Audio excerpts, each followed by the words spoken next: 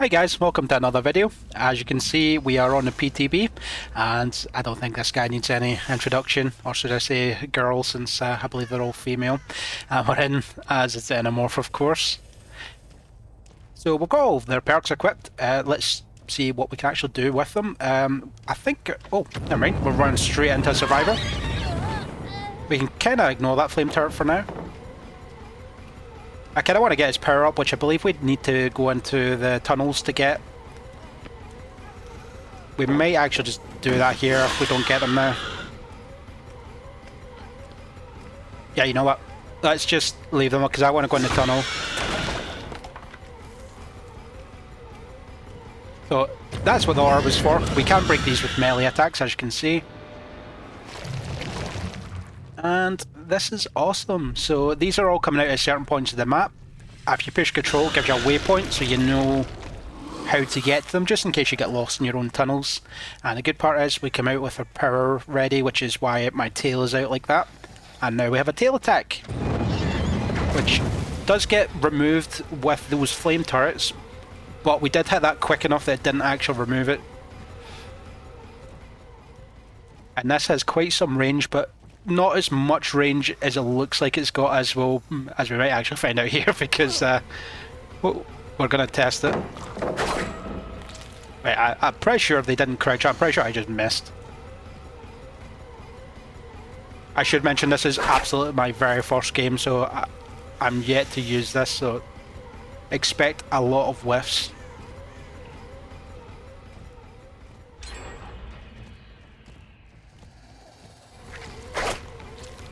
I wanted them to vault so I could see if it actually hits over that, which I don't think it will, but you never know. And I think I'm getting a bit hopeful the range would be kind of silly if it had that much range. But you know what, this is actually a good loop to test the range of it. We'll come back to it though. Hello. Right, so that I imagine is probably the range of it, like a max range hit, I'd reckon, but we need to test it a bit more. Yeah, I don't think that would have hit anyway, to be fair.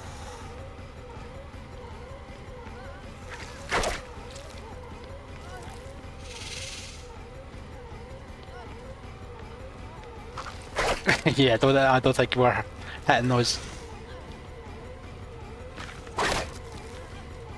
Yeah, so it does seem like it's similar hitboxes to other range attacks, so I don't think you're going to do anything too strange with it. It'll be if you can hit them with a Nemesis Tentacle. I'd say like a tier 3 Nemesis Tentacle is probably the range we're looking at.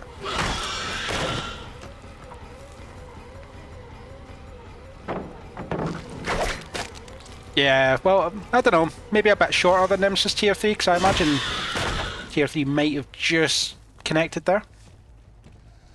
Although, correct me if I'm wrong, maybe I'm overestimating. For some reason I thought I heard them in at that pallet. Right, so that answers a question. You cannot crouch at pallets like a Nemesis Tentacle. Right, we probably should actually start trying here, because we've lost 3 generators and we've just got our first 2 because we're messing around with the range. Right, we probably should just M2'd that, to be honest, but we're going straight into power. That's such a good power.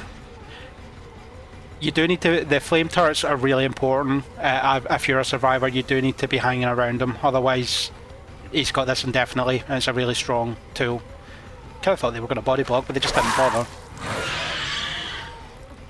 It's actually easier to hit than Nemesis Tentacle as well. It feels like it comes out much quicker. That person's falling this.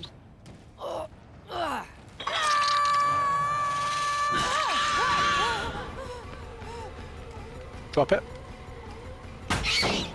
I was kind of hoping I had my power up because I was wanting to do a tail attack, but it just wasn't ready yet. Because I took Enduring to see if we could get a tail attack after being stunned. Starting to think it might have been a bit of a waste of a perk, so it doesn't seem like you really need it. Although I'm wondering if maybe you can do the 2-tap Enduring trick from the other side of the pallet with the tail. I'll need to test that. I should remember we do have a perk for opening lockers. I don't know how it works because If they're in the terror radius, right, well that's what happens if you stay in the flame turret too long, and as you can see we completely lost our power. So let's go in the tunnel, that should get it back quicker. Yeah, you can see it charging right up really quick. And now it's ready again. And that was a great place to come out. I'll be honest, I've not been paying attention to hooks, so I have a feeling I might have hooked this person already, but... Oh wait, they're dead! Did they go like second stage or something? I have no idea. Oh. I was a bit worried when they brought the game offer, but it actually seems pretty good on it, due to how unsafe pallets are. Although I feel like these people aren't using the flame turrets enough, because it feels like I've just got free reign with my power right now. Let's see if we can get some killer instinct. I think I'll come out this way. Got someone. Actually, this is both of them from the looks of it. Yep, there they are. Got quite a wide hitbox as well. I felt like that could easily have missed. That person's ran behind us, but that's the person that was off hook. We can just leave them.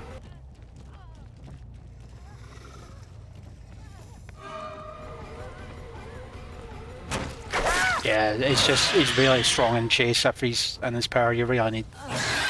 I think the counterplay to him is going to be keep flame turrets active. I believe that survivors can see the aura of flame turrets, so yeah, run to a flame turret if he's chasing you in his power.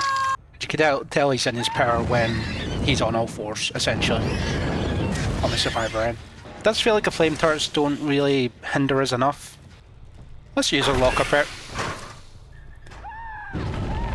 Oh, I imagine it's actually quite good on this map. Or any indoor map, really. So what that does is it gives us a buff when we open the locker. So it doesn't need to be as we open the locker. That whenever anyone enters a terror radius, they scream, essentially.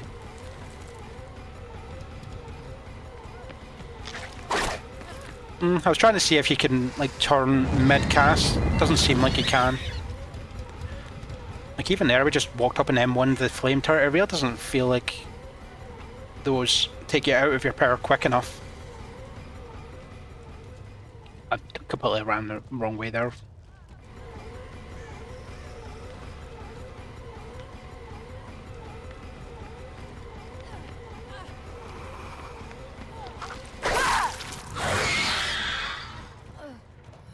He's really strong in chase. I can see me really enjoying this killer. They're really nailing it with Singularity and then this.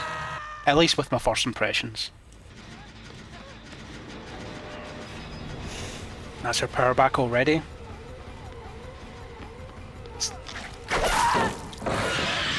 Yeah, maybe it is like Nemesis Tier 3 actually. Nemesis' other perk, which I realise I've not really been paying attention to, is very similar to Barbecue and Chili. But instead it only reveals the furthest away injured survivor after you hook someone, and they also become oblivious for 20 seconds. So quite useful if it's down to this sort of stage where there's not many people left and the last person's injured, you'll see their aura. Or if you really need someone out of the game but you can't find them and they just happen to be injured at the time, you'll see their aura as well. I don't think we can hit over that, but I thought I'd give it a try anyway, just for science. Yeah, they're just pre-dropping everything at this stage. Let's try to see, because when you push the button it sort of takes a second before you actually do the attack. So seeing if we can maybe run around the corner with it, but didn't really work out. Yeah, definitely can't hit over those. Oh, and you can still M1 whilst you're in the power, just in case you don't feel comfortable using the tail attack, or you just don't need it. Right, if we use a locker perk here, I'm hoping that this will just show them up. Because the last 30 seconds, we can pretty much clear the whole map in that time. They weren't injured, so we couldn't use our other perk to see them. I know I keep saying this perk and the other perk and the locker perk. I promise I'll put the names of them on the screen because I've not learned them yet.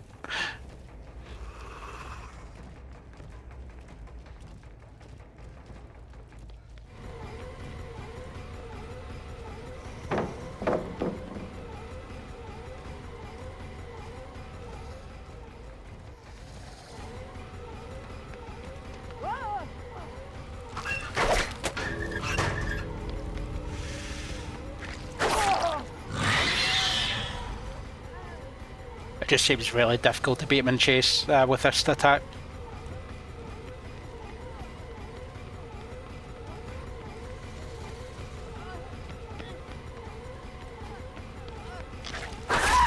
And there we go.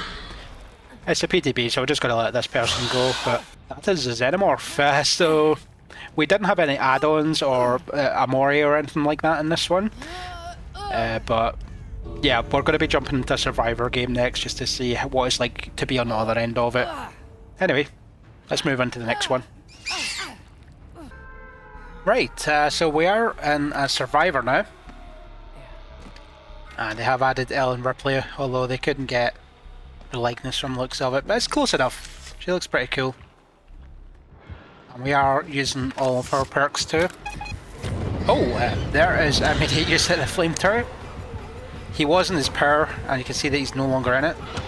Let's sneak back here.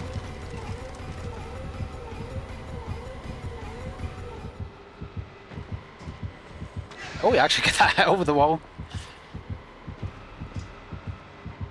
Right, so let's do an actual introduction. So, Ellen's perks, they have one which is quite interesting. When you're healthy, you don't make noise with your footsteps, you're just completely silent, and it fades for 20 seconds. It's got a 20-second cooldown if you rush in action. So if you do a fast vault, come out of locker quick, that sort of thing, then you lose the perk for 20 seconds. So trying to place this flame turret, so the entire red part needs to be able to be sat down somewhere for the turret to get placed from the looks of it. And anyway, back to our perks. The other one, this lets us, when we go into a locker, no sorry, when we exit a locker, we gain a buff giving us 10 seconds of not leaving pools of blood and not making noise. And it also lets us see generator, the closest generator, and all of our survivor orders. So it does quite a lot. It doesn't seem particularly effective. I imagine it's more aimed at new players, which I can see it'd be pretty good for. I really like it. They've found a way of getting the motion sensors into the game. Those turrets and that beeping you can hear is because the Xenomorph is pretty close to us. Because normally when he's in his power, he doesn't have a terror radius. Yep, there we go. So you can only hear the beeping, which is brings back a lot of nostalgia to the movies. We've brought lightweight along because I imagine that's going to have quite good synergy with the perk that means that you don't make footsteps. I can actually see it'd be quite good for losing the killer. Right, so oh, that was broken, but I'm not actually sure what caused that to be broken, if I'm honest. Right, that noise there means that the Xenomorph just got caught in a flame trap, and it just alerts everyone, so you can hear that map wide. Let's use our information perk just so we know what it looks like. There's all our teammates, and there's a generator above. We weren't injured, so the pools of blood so obviously doesn't apply, but not sure how useful that perk will be, if I'm honest. Oh, you can see that we can't take a turret. It had a little X on it. Keeping a... Oh yeah, it says 1 now, so I assume... Yep, there we go. So I imagine you should always have a flame turret near you when you're doing a generator. I don't even know if this is a good way to place it, but that's how we're placing this. Now, we found out from the Killer game that the Killer doesn't see that blue aura, and they can't actually see the flame turrets at all until the flame turret is actively shooting them. Like, they can only see the actual turret itself. It's picking something up. They are chasing Steve though, so I'm pretty sure we're fine. They're probably below us. Really love the motion sensor though.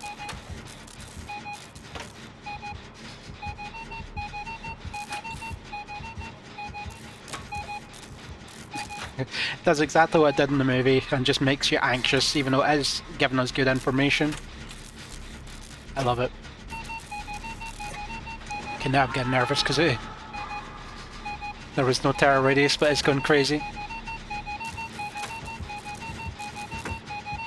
Oh yeah, it's actually coming up. Can we bait him into this? There we go. I think that's a musical number that plays there, means that he was successfully stunned. Well, not stunned per se, but removed from his power, I guess would be the better way of describing it. I just realised that's a bad idea, because although we got a locker perk going, it does mean that our footsteps are now audible, because we made a rushed action. Never mind though. Yeah, I really like the terror radius, but I'm not a big fan of the chase music itself. The terror radius is cool though. If we set this here, it should mean that we can keel under hook, especially with Steve here as well. And Steve is showing us all how to pack up a turret and move it, apparently, which is nice. We would love a chase right about now. Can we? Surely he sees our scratch marks. No, he just runs headfirst into that turret and pulls Steve out of locker. Right, okay, I wasn't expecting that.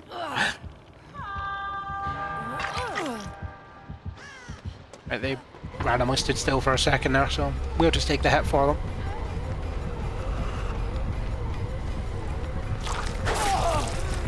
It's a good hit. We'll just take the other. Well, because this person's death hook, so. See what we can do with chase.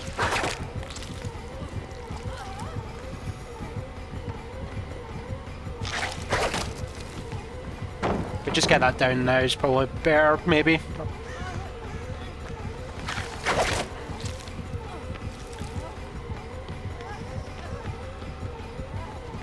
Oh, he's breaking it. Right, okay, didn't expect that.